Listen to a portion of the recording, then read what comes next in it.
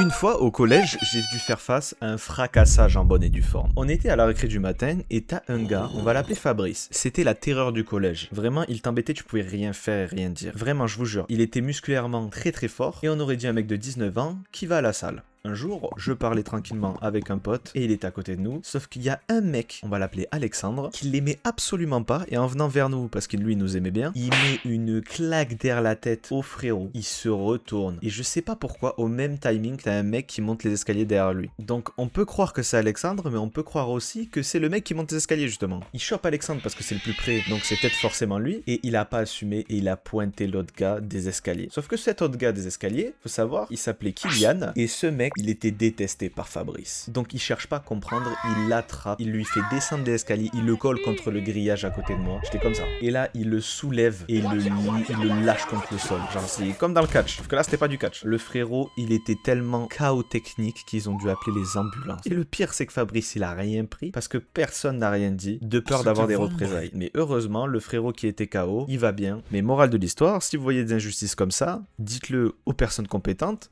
parce que ça doit pas continuer. Et si vous avez peur de représailles, stuffez-vous, comme ça vous prendrez moins cher le lendemain. Ce fameux Alexandre, il s'en est pas sorti, hein. Il s'est quand même fait défoncer derrière. Il a juste pris le coup un peu plus tard.